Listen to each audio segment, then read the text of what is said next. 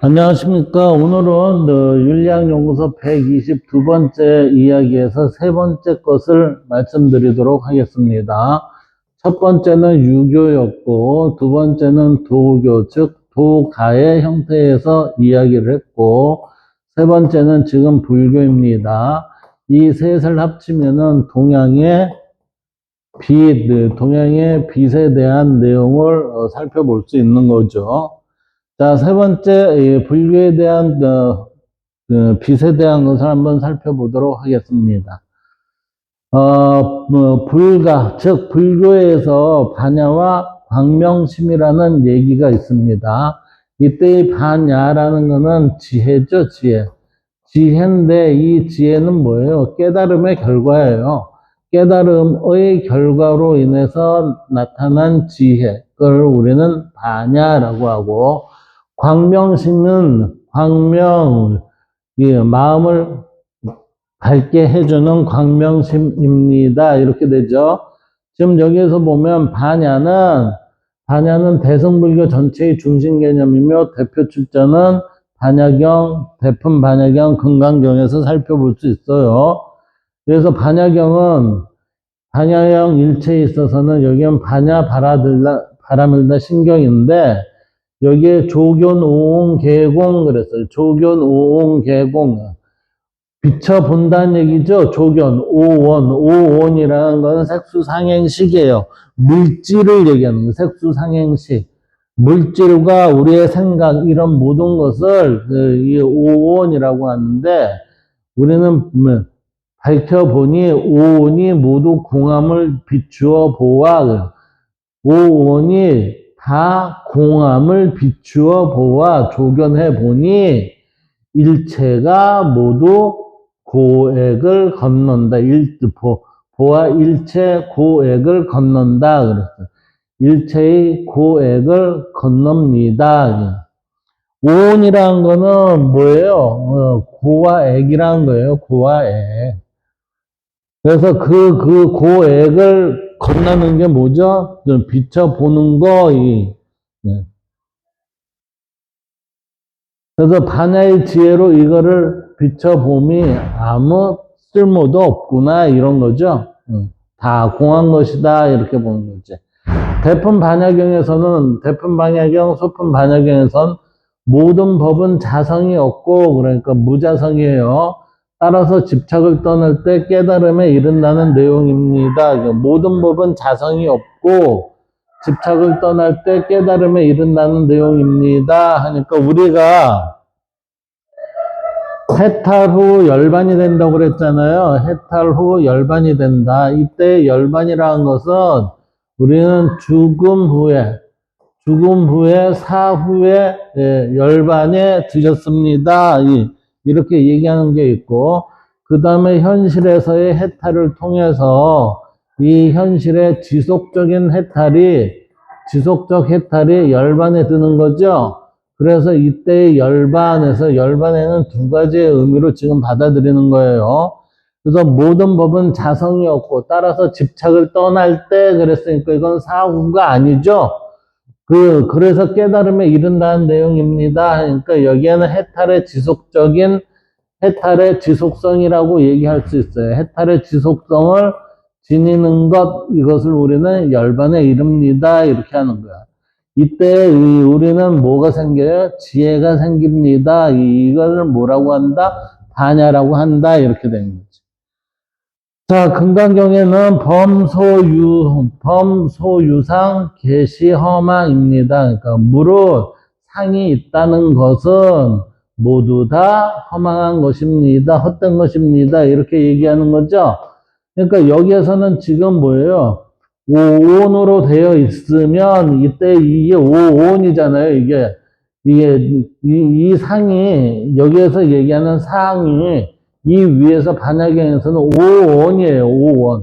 오원이 모두 공하다 그랬으니까 여기는 상이 있다는 것은 모두 다 뭐예요?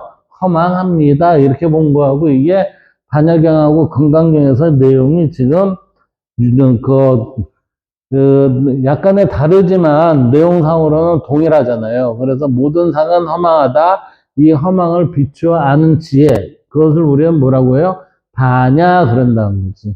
이 반야라는 지혜는 뭐예요? 그러니까 깨달음의 결과에 드러나는 지혜, 그게 이게 반야예요. 그럼 의미를 볼까요? 의미는 반야는 모든 존재가 공이고 상이 허망하다는 것을 바르게 보는 지혜죠. 그래서 이 지혜는 단순한 지적 지식이 아니에요. 이거는 깨달음의 결과예요. 깨달음의 결과. 깨달음의 결과이기 때문에 이게 어떤 통찰이에요? 실전적 통찰이 됩니다. 이렇게 되는 거예요. 그래서 오는 색수상행식은 실체가 아니고 모든 법은 인연에 의해 생멸합니다. 그러니까 생겼다 사라지는 것 이거는 뭐에 따라? 인연에 따라 그럴 수밖에 없다 이런 거죠. 그리고 나라는 자성도 없습니다 라고 하니 집착하지 말아라 이렇게 되는 거지. 그래서 이러한 자성이 없다는 것을 깨달아 집착이 사라진 지혜가 반야입니다. 지금 집착이 사라지는 지혜가 반야라는 거니까 이거는 깨달음의 결과죠. 깨달음의 결과를 우리는 뭐예요? 반야지혜 이렇게 얘기하는 거예요. 따라서 반야는 직관적, 직지적 지혜입니다. 직관적이고 직지적이라는 것은 이게 외둘러서 설명이 되는 게 아니라 바로 직접적으로 알아듣는다는 거예요. 그러나 이 직관이라는 건 뭐죠? 깨달음의 결과에서 얻어들이는 지혜에서 바라보는 게 직관이라고 그랬죠? 그러한 직관적이고 직지적 지혜를 얘기한다. 그래서 반야는 분별지가 아니라 무분별지입니다. 그러니까 분별지가 아니라 무분별지. 이 얘기는 뭐예요? 분별했다는 건 나눴다는 거죠? 나눴다는 얘기는 이게 우리가 얘기하는 이원론적 사고예요. 이원적 사고. 근데 여기는 무분별지입니다. 무분별지입니다. 그러니까 이론적으로 이 세상을 바라봐야 한다. 이런 거지. 그래서 이 무분별지로 들어가는 그 도의 심원에는 뭐가 있어요? 언어 개념을 넘어서는 통찰이 있을 뿐이다. 이렇게 되는 거지. 이게 선종의 얘기잖아요. 그래서 반야는 수행의 핵심이고 반야 바라밀 여기에서 바라밀 중에서도 반야는 다른 5바라밀 보시, 지계, 인유, 정진, 성정을 이끄는 지혜의 근본이 뭐예요? 반야 바라밀이다. 보시 바라밀 이건 베푸는 거죠. 지계 바라밀 내가 지키는 거예요. 어떤 것을 잘못된 것을 행하지 않는 것, 인욕바람일, 이게 욕심되지 않는 것, 참는 거죠.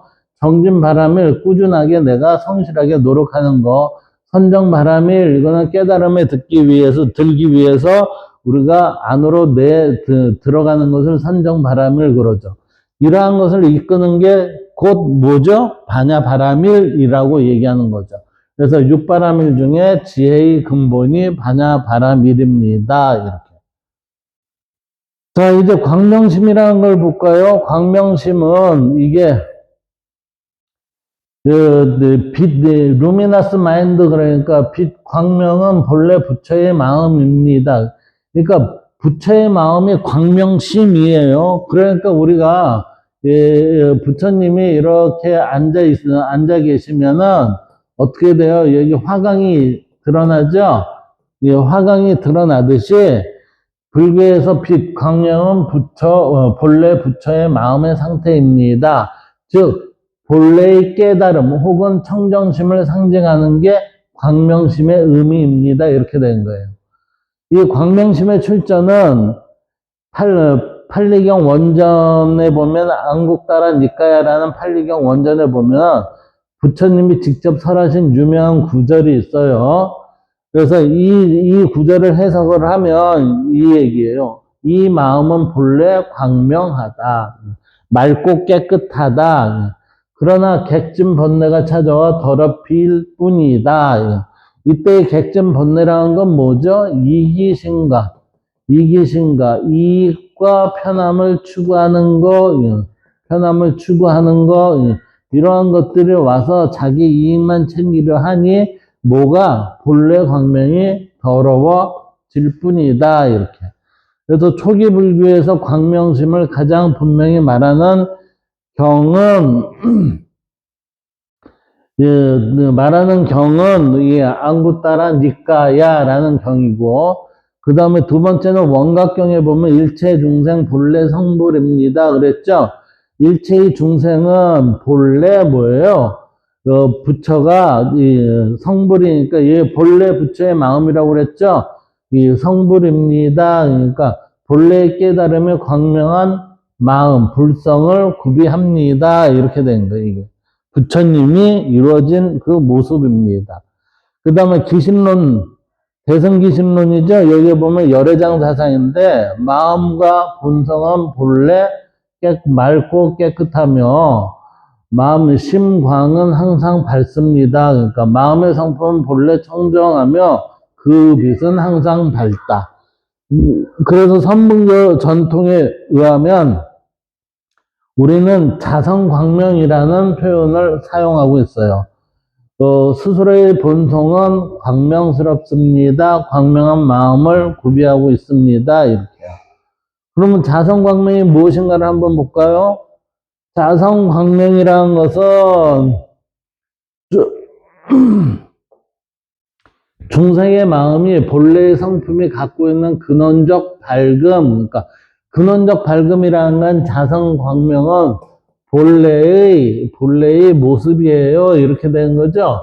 본래의 모습을 의미합니다. 이는 깨달음을 통해 드러나는 본래적 지혜입니다. 그러니까 이게 본래의 지혜가 우리가 깨달음을 통해서 플라톤이 있으면은 우리가 동굴 내에서 이 빛을 이데아의 빛을 봐야 되는데 그 빛을 못 본 이유는 보지 못하는 이유는 망각의 존재이기 때문에 그렇다고 그랬죠. 그래 여기에서 이게 깨달음을 통해 드러난 본래적 지혜의 성격 이 얘기는 결국은 뭐예요? 얘는 우리한테 본래 근원적 밝음을 지니고 있는데 망각의 존재로 인해서 우리는 깨달음을 통해 이걸 다시 회복해야 한다 이 얘기예요, 이게.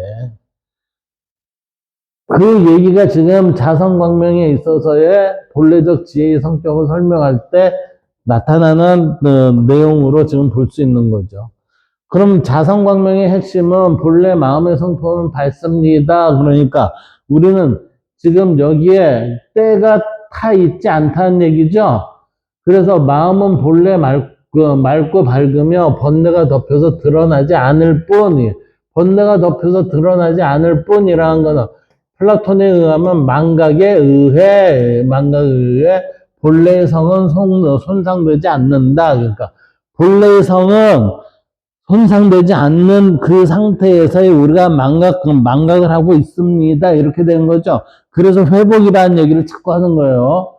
그래서 이것이 불교적 입장이다. 이는 본래 성정 또는 열애장 사상과 깊이 연결된다.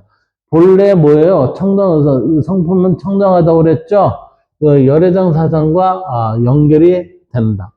이 대표적인 그 내용이 들어있는 데가 이게 지금 4개예요. 능가경, 대승기신론서, 원각경, 반야바라밀다경 이 4가지에서 볼 수 있는데 지금 능가경부터 볼까요? 자성광명에 대한 능가경은 심자성광명, 마음은 자성광명과 같다. 객은 번뇌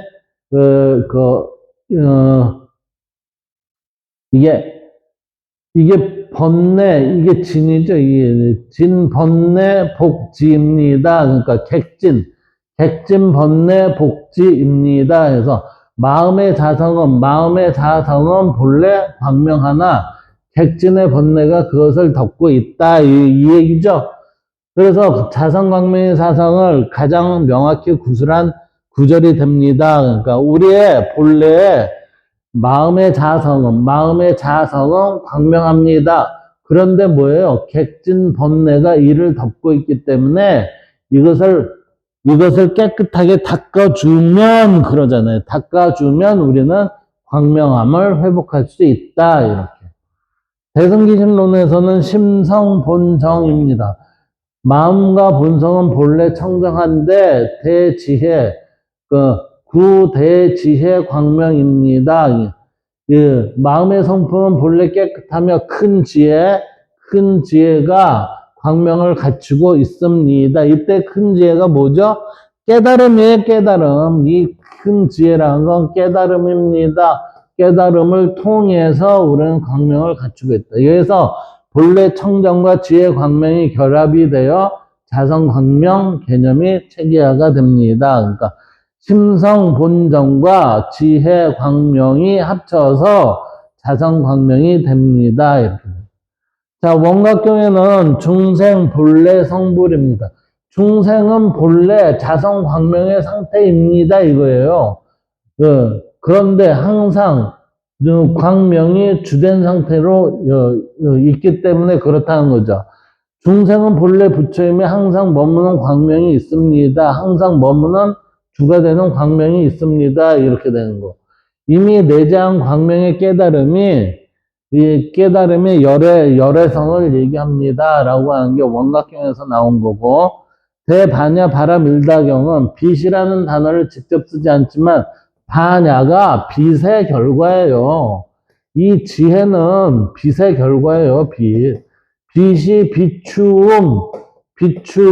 비추음에 대한 그 결과가 지혜입니다. 이때 빛이 비추었다는 것은 뭐죠? 깨달음에 들어갔다 이 얘기예요. 그래서 반야가 모든 법을 밝히는 지혜의 빛으로 묘사된다. 이렇게. 자, 자성광명의 불교적 구조를 볼까요? 여기에서 보면 불교에서 광명은 단순한 빛이 아니라 뭐예요? 지혜의 은유입니다. 반야의 또 다른 뜻이 광명이라는 거죠. 그래서 본래 청정성, 본래 마음은 더러움이 없어요. 더러움이 없고 항상 뭐예요? 광명스럽습니다. 이랬어요. 그런데 이게 번뇌가 생겨서 더러워진 것이 아니라 본래 성은 항상 깨끗해요.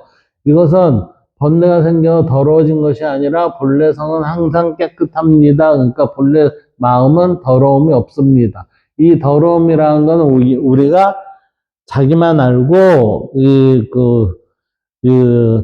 이익과 욕심과 욕망과 그다음에 자기만 알고 편안만 알려고 하는 그러한 자세들을 얘기하는 거예요. 더러움이. 그 광명성은 모든 존재를 있는 그대로 비추는 지혜, 그러니까 광명성은 있는 그대로 비추는 지혜, 그러니까 깨달음의 결과죠. 이걸 반야라 하잖아요. 그래서 분별 이전에 있는 그대로 봄, 망령이 사라질 때 드러나는 지혜. 분별 이전에 있는 그대로 본다는 게 뭐죠? 본원적인 형태에서 본다는 거죠. 그게 발음이에요, 발음. 불생불멸성, 이건 이게 죽지도, 생하지도 않고 죽지도 않아요. 이 얘기는 번뇌가 덮어도 자성광명 자체는 없어지지 않습니다. 그렇기 때문에 우리는 뭐예요? 닦아서 수행해서 회복해야 합니다. 이 얘기예요, 이게. 자, 선종에서의 선종에서는 자성광명을 견성의 다른 표현으로, 이 보세요. 견성, 깨달음의 다른 표현으로 이해합니다. 육조 해능대사가 쓰는 육조 단경에 보면 자성본 자청정, 자성본 불생멸, 자성본 자구족이다 이렇게 얘기하죠. 그러니까 자성은 본래 스스로가 청정하고 자성은 본래 스스로가 청정하고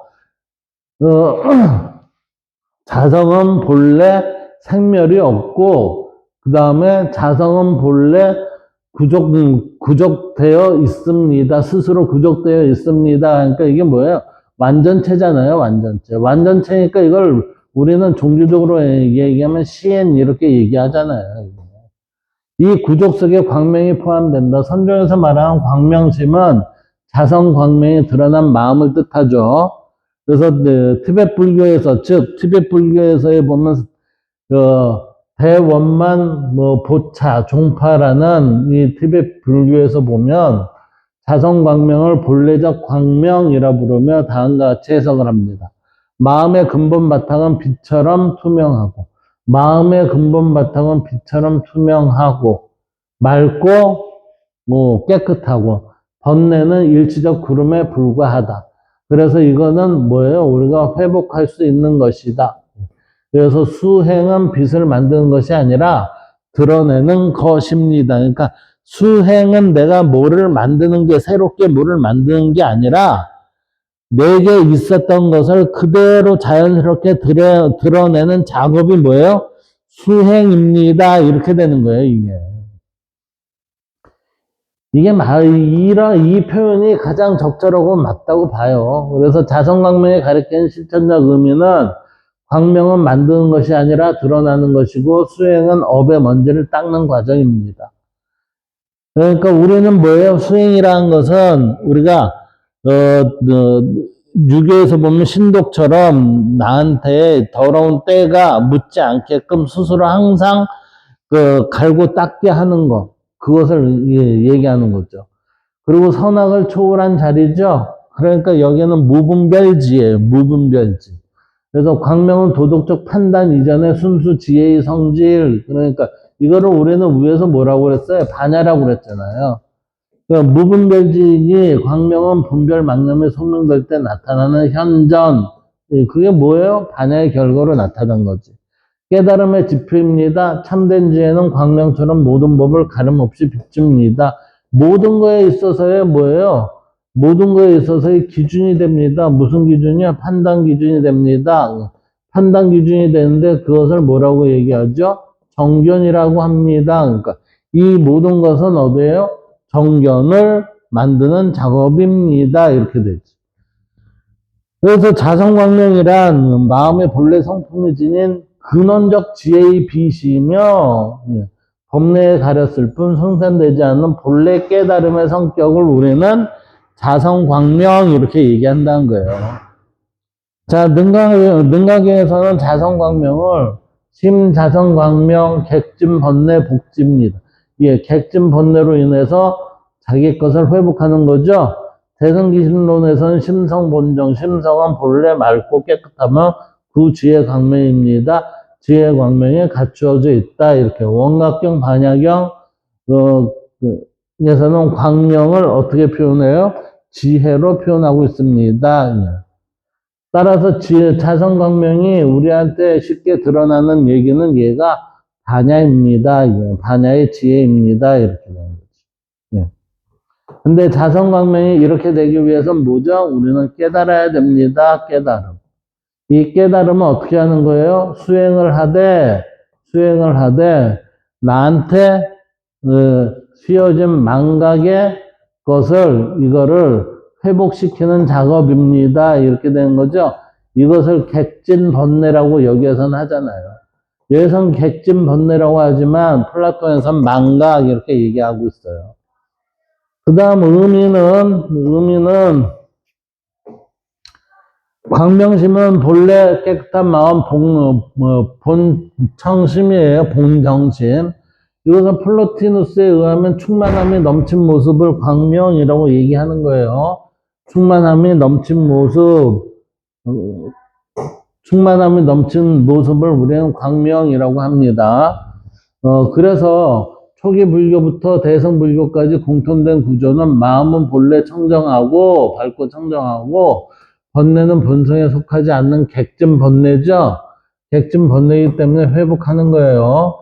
그래서 번뇌가 거치면 본래의 광명이 드러납니다. 즉 광명심은 깨달음의 가능성, 불성입니다. 광명심이라는 건 깨달음의 가능성, 불성을 이야기하고 있습니다. 그래서 반야의 근원으로서의 광명을 얻었다는 얘기는 뭐죠? 지혜를 얻게 됩니다. 이렇게 되는 거죠. 그래서 광명심은 단순한 빛이 아니라 모든 존재를 있는 그대로 비추는 통찰력을 얘기합니다. 그러니까 이 통찰력이라는 거는 지혜예요. 지혜. 깨달음에서 드러나는 지혜. 그래서 모든 존재를 그대로 비추는 거. 이게 뭐죠? 깨달음의 결과. 깨달음의 결과에 인식하는 것이 이렇게 인식이 된다는 거지. 이게. 따라서 세 번째 반야와 광명심의 관계는 지금 보세요. 반야와 광명심의 관계는 이 둘은 서로 다른 개념처럼 보이지만 구조적으로 다음과 같다. 자, 반야는 광명심이 발현된 상태죠. 그래야 지혜가 나오죠. 이 광명심은 마음의 본래성이에요. 광명심은 마음의 본래성인데 이 광명심의 본래성에서 발현되는 게 반야예요. 그래, 네. 그러면 이제 반야는 볼까요? 예. 이 본래성에서 이제 나오는 게 광명심인데 이 광명심은 본성의 체를 네, 얘기하는 거예요. 체를 얘기하는 거니까 이것은 체라는 것은 뭐예요? 여기에 대한 깨달음, 회복이 됨을 발생하게 하는 거죠. 그래서 본성, 깨달음을 발생하게 하면 우리는 이 반야를 얻게 됩니다. 이 반야는 곧 본체이자 광명심인 불성으로 인해서 우리는 지혜를 갖게 됩니다. 이렇게 되는 거예요. 그럼 그 다음에 이제 반야를 보면 반야는 광명심이 발현된 상태인데 이때의 반야는 그 본래성이 드러나면서 그러니까 이게 회복되는 거죠. 우리가 망각된 것을 회복되면서 나타나는 공의 지혜입니다. 그러니까 이거는 깨달음의 결과로 얻게 된 지혜, 이렇게 된 거예요. 그 지혜가 우리는 뭐예요? 용이다는 거예요. 발현된 지혜가, 얘가 광명심이 체면, 반야는 용이 된다. 그래서 이때 이 작용은 반야지로서 깨달음의 작용의 결과이다. 이 두 가지 것을 정리를 하면 이렇게 된다는 거예요. 광명심은 본래의 마음이고 얘는 원래 밝죠. 청정해요. 그래서 번뇌는 본성이 아니에요. 그러니까 번뇌는 오류예요. 오류. 부정의 것을 선택을 한 거예요. 예. 반야는 지혜, 광명심이 드러나면서 생겨나는 모든 것이 공이라는 통찰은 광명심입니다. 라고 하니까 깨달음에 이르렀을 때에 나오는 게 반야라고 그랬죠. 그래서 반야가 발현됩니다. 그래서 광명심을 우리는 뭐라고 해요? 체라고 하고 얘를 용이라고 하는 거예요. 체로 인해서 깨달음이 얻게 되면 우리는 용에 의한 지혜가 운영이 가능하다 이렇게 되는 거지. 결론을 내보면 이래요. 반야라는 지혜는 반야경, 금강경, 심경이라는 책에 드러나고 여기에 있어서의 반야를 알게 되면 공에 대한 지혜를 얻게 되고 공에 대한 지혜를 얻음으로써 우리가 이 세상에 작용을 할 수가 있는데 이 작용을 어떻게 해요? 분별을 끊고 실상을 비추게 되죠. 그러다 보면 뭐예요? 광명심이 발현이 된 것이 곧 반야이다 라고 이렇게 표현이 되는 거예요. 자, 이제 광명심을 볼까요? 광명심은 이게 원각경 기신론에서 여기에 보면 1장 49절에서 52, 여기에 이제 좀 나오는 모양이에요. 그래서 여기에 보면 원각경 기신론, 대성기신론 이 부분인데 여기에 대한 성격은 마음, 광명심이라는 건 마음이죠. 마음은 뭐 본래 청정하죠. 그래서 얘가 본체가 되고 얘가 작용이 된다고 그랬잖아요. 이 본체가 되고 번뇌를 제거하면 얘는 자연스럽게 드러난다는 얘기예요. 그래서 반야의 근원적 성품은 우리는 광명심 이렇게 보는 거지. 그래서 불교에서 조명은 깨달음 자체예요. 이 깨달음 자체를 어떻게 광명심을 가지고서 깨달음 자체를 어떻게 해요? 광명심의 형태로 인해서 이것을 잘 요리를 하고 있는 거예요. 그래서 이 광명심이라는 것은 무명을 밝히는 지혜의 광명, 이걸 반야 광명이라고 얘기를 하는데 이때 이것은 뭐죠? 회복하는 거죠. 드러내는 거. 그리고 화엄경에서는 이것을 뭐요? 일즉타 다즉 일의 법계는 광명무외의 세계입니다. 광명하여 무외 의심이 없는 모든 것을 우리가 환히 볼 수 있는 게 일즉다와 다즉일의 관계입니다. 이것을 우리가 일상적인 형태에 있어서의 흔히 들어봤던 말로 따지면 이 얘기예요. 산은 산이요, 물은 물이다. 이게 우리의 일반적인 상식이죠. 일반적 상식인데 이게 그 선의 세계에 들어가면 산은 물이요, 물은 산입니다. 라고 하는 게 지금 일즉다, 다즉일의 말이에요. 이게 중간 단계가. 이 중간 단계를 거치고 나서 자기가 잘 공부가 끝나면 그래 맞아 산은 산이요 물은 물이네 이렇게 되는 겁니다. 따라서 여기에서의 우리는 일즉다 다즉일의 이 순간 산은 물이요 물은 산이요 라는 이 순간에 있어서의 이때 우리는 엽등이 일어나요. 엽등 이렇게 단계를 뛰어 넘는 곳이 있다고요. 이 부분이 우리가 깨달음의 인식처예요. 인식처. 깨달음의 인식처. 자, 선종에서는 명심견성이라고 해서 마음을 밝히면 밝은 마음이 되면 뭐예요? 견성이 일어난다. 이렇게 되죠? 그래서 마음의 본래 밝음을 회복하는 것이 견성이자 곧 해탈입니다. 라고 이렇게 보고 있습니다. 이게. 그래서 지금 여기에 있어서 우리가 불교에 있어서 이 공부했던 것들을 이제 이 진리의 순서를 가지고서 한번 살펴보도록 하겠습니다. 진리의 순서를 보면 깨달음의 형태에 있어서의 드러나는 그러한 모습과 아울러 같이 살펴볼 수 있는 그 전체의 흐름을 우리가 알아볼 수가 있어요. 그 부분을 이 화면이 뜨면 살펴보도록 하겠습니다. 지금 우리가 유교, 도교, 불교에 있어서의 동양의 빛에 대한 내용을 지금 한번 알아보고 있는데 지금 세계를 바라보면서도 지금 느끼는 게 그거죠. 이거 그 서양에 있어서의 직접적인 빛이라는 얘기가 거의 없네. 제가 그랬잖아요. 동양은 우리의 현실 삶 속에서 드러나는 그 모습이 중요한 거예요, 이게. 그러니까, 이 빛이라는 게 무엇이지가 아니라, 이 빛은 우리한테 뭐를 갖다 줘야 되는 거지, 이렇게 보는 게 지금, 여기에서 나타난 동양에서의 빛의 개념이에요.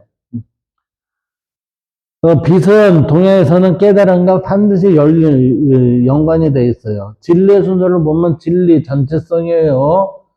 얘는 곧 심증리입니다. 마음이 곧 이치입니다. 하니까 마음은 원효가 일심사상이었고 이 세상 모두 일심 마음 아닌 게 없다라고 얘기하죠. 그래서 이 마음을 통해서 결국은 뭐가 발현이 돼요? 마음에서 나타나는 게 성입니다. 그러니까 이 큰 일심의 형태에 있어서의 각각의 사물들에 있어서 만물들에 있어서 드러나 있는 거. 여기에서는 전체성인데 이 전체성의 과정 속에서 마음이라는 것으로 인해서 우리의 개체에 들어간 게 마음의 한 부분으로 들어간 게 성이라는 거죠. 이 성은 곧 여기에서는 성정리로 나오고 이때 마음의 작용이 어떻게 돼요? 밖으로 드러나게 되는 거죠. 이 성정리에서 어떻게 돼요? 마음이 드러나니까 이것을 우리는 심성론이라고 얘기해요. 심성론. 이 심성론으로 드러날 때의 첫째가 우리는 사단과 칠정입니다. 라고 하는 거예요. 사단과 칠정.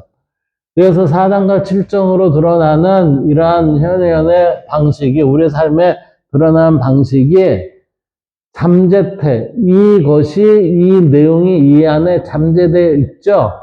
그 잠재태인데 이게 드러나기 전에는 모두 발음에 근거한다는 거예요.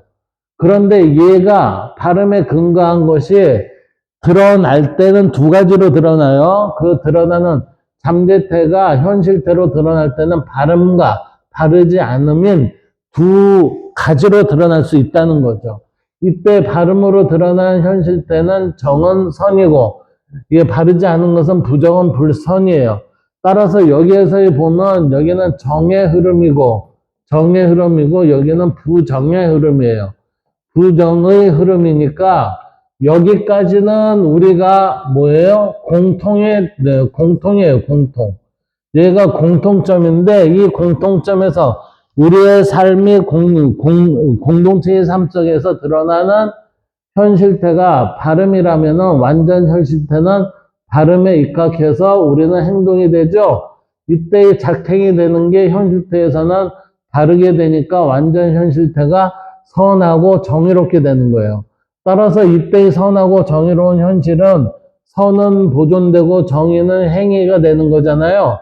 이거는 보존되고 이거는 행위로 드러나는 거니까 이때의 현실태에 있어서의 정은 어떻게 해요? 보존되고 행위가 되는 게 제대로 자리 잡으면 정의의 상태가 되고 이 정의의 상태가 이 다른 것들과 타자들과의 바람직한 관계를 맺으면 어떤 결과가 나온다? 아, 조화를 이루게 되는구나 라고 하는 거예요. 지금 여기까지가 이것을 우리가 이 세상에 구현하고자 하는 거예요, 이게. 이렇게 하는 것이 이 세상에 구현하고자 하는 거예요. 그런데 현실은 이상하게 못된 것들이 드러나거든요. 현실에서는 못된 것들이 드러나요. 이거는 불완전한 현실태예요. 이거는 뭐냐면은 우리가 제대로 겉은 제대로 멀쩡하게 태어난 것 같은데 속이 썩은 문드러져 있는 것들이라는 얘기예요. 그게 뭐예요? 이게 부정적인 요소들이에요. 그러니까 이 부정적인 요소를 드러내는 것들을 뭐라고 하냐면 인면수심 그래요. 인면수심. 즉, 사람의 얼굴을 가지고 있으면서 짐승의 마음을 가지고 있는 것들이 지금 요거의 모습이에요. 이것들이 조용히 숨기고 있다가 자기 이익을 위해서 행동을 하게 되죠. 작행을 해요. 작행을 하면 이 현실에서 어떻게 돼요? 불성과 부정의를 남발을 합니다. 불성과 부정의를 남발을 하면 이 현실태에 있어서는 이게 불성, 부정의가 남발이 되는 바람에 부정의 상태가 되죠. 정의의 상태가 아니라 부정의의 상태가 되는 거예요. 지 자리가 아닌데 남의 자리에 가고 버젓이 있고 지 자리는 내팽개치고 이런 상태가 되는 거죠. 그러니까 이게 사회가 어떻게 돼요? 혼란스럽게 되잖아요. 이 혼란스러운 현실태에 있어서는 이걸 뭐라고 해요? 부조화로 드러난다. 이 부조화가 결국은 뭐예요? 갈등입니다. 갈등. 아리스토텔레스는 현실태, 정은 완전 현실태, 선은 보존하고 정의는 작행을 해서 정의된 상태, 각자가 정의된 상태를 얻게 되면 조화를 갖게 된다는 이러한 상태를 뭐라고 얘기했냐면 엔테르 KR라고 얘기를 해요. 이 엔테르 KR을 조화 이렇게 얘기하는 거예요. 하여 가능성을 완전하게 실현하고 그 목적에 이르고 있는 상태. 이것은 발음이 이룩된 상태고 정의로 표현하고 있는 것이 아리스토텔레스에서는 엔테르 KR라는 모습이에요. 자, 그러면 엔테르 KR라는 모습을 한번 우리가 설명을 해보면 이렇다는 거예요. 엔테르 KR는 목적을 향해 자기 자신을 완성해 나가는 내적 원리입니다. 그러니까 우리는 처음부터 모든 것이 맑은 광명심을 가지고 있음에도 불구하고 우리는 자기의 욕심과 사리사욕에 의해서 이 광명심을 가리고 있다고 그랬죠. 그 가리고 있는 것을 광명심을 드러내기 위해 자기 자신을 완성해 가는 내적 원리를 엔테르 케이아 이렇게 얘기한다는 거예요. 그래서 완성되어 있음에다가 목적을 향한 운동성으로 지금 이거는 점차 뭐죠? 이제 아리스토텔레스 철학의 핵심 개념인데 가능태가 현실태로 실현되어 가게 하는 내적 생명 원리라 할 수 있다. 우리는 원래 제대로 된 모습으로 태어났는데 태어났는데 그것이 가려져 있고 이익과 욕심 이런 것으로 인해서 가려져 있기 때문에 우리는 가능태의 존재로 지금 변형이 돼 있다는 거지. 그 변형된 것이 완성된 현실태의 모습으로 드러내기 위해서 우리가 그 내적 원리를 통해서 드러나게 하는 게 내적 생명 원리라고 할 수 있다 이런 거지. 자, 엔테르케이아에 대한 어원 보면 엔 안에 텔로스 목적 완성이고 이게 에체인인가요? 이게 가지다라는 뜻이에요. 그래서 자신 안에 목적을 지니고 있는 거, 자신 안에 목적을 가지고 있는 것, 즉 모든 존재는 스스로의 목적과 완성의 방향을 자기 안에 담고 있다는 뜻입니다. 따라서 우리는 깨달음을 얻기 위해서는 어떻게 한다고 그랬어요? 깨달음의 입문은, 들어가는 문은 뭐라고 그랬어요? 이것은 곧 자기 내면으로 들어가는 것이다 라고 이렇게 얘기했잖아요. 그러니까 여기에서의 엔테르케이아는 지금 이 모습을 보면 어원적 의미를 보면 이거 역시 선과 동일한 형태의 내용을 지금 아리스토텔레스는 보여주고 있다 이렇게 보는 거죠. 그러니까 동서양이 지금 하는 것은 모두 동일해요. 그런데 17세기 전후로 인해서 동서양이 사상의 교류가 사상과 종교의 교류가 엄청나게 이루어졌거든요. 그러면서 이제 서로가 차용을 하는데, 동양이 서양 거를 차용한 것보다 서양이 동양 거를 더 많이 차용을 했어요. 그 차용한 결과를 가지고 지금, 우리한테 새롭게 가르쳐주고 있는데, 가르쳐주는 내용의 모습을 보면은 우리가 우리 것을 남한테 빌려준 걸 좋다 하고서 그거를 이제 공부하고 있는 거하고 똑같은 거예요, 이게. 바보처럼. 두 번째 아리스토텔레스 철학에서의 위치 보면 아리스토텔레스는 세계를 가능태와 현실태로 설명을 해요. 가능태는 씨앗, 재료, 잠재력이죠. 현실태는 나무, 작품, 구현된 상태. 이게 만들어진 거예요. 그래서 그 둘을 이어주는 원리가 바로 뭐예요? 엔테르케이아이다. 가능태에서 현실태로 이루어지는 거. 이것을 이제 순자는 이 상태를 되는 걸 순자는 뭐라고 봐요? 예와 교육으로 봤잖아요. 그래서 엔테르케이아, 가능태를 현실태로 이끄는 내적 목적의 예시를 보면 씨앗이 나무가 되고 아이가 성인이 되고 눈이 볼 수 있도록 해주고 집짓기 재료가 완성된 집. 이것은 씨앗이 자라서 나무가 되도록 하는 안에서 작동하는 목적 힘이 바로 엔테르케이아이다라고 하는 거예요.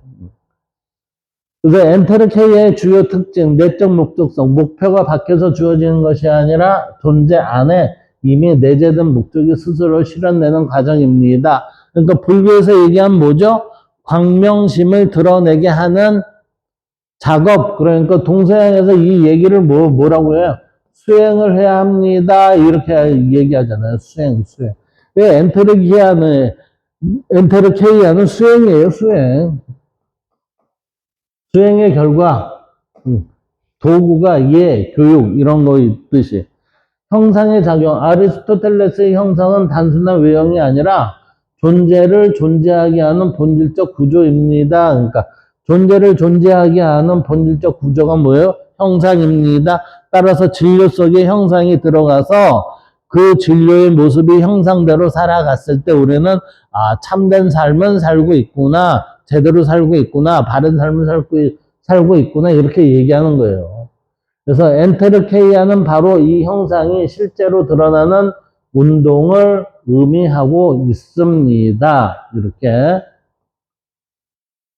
자, 세 번째는 이 엔테르케이아는 활동적이고 생명적이에요. 그래서 정적이 아니라 동적이며 생명적인 자기 실현이에요. 결국은 생명적인 자기 실현이니까 이건 뭐죠? 엔테르케이아라는 것은 내가 나를 바꾸기 위해서는 내가 스스로 활동을 하지 않으면 안 됩니다. 되는 거, 활동. 스스로 활동하지 않으면, 이 활동이 뭐죠? 실천이에요, 실천. 실천하지 않으면 아무것도 변하는 게 없습니다. 라는 얘기잖아요.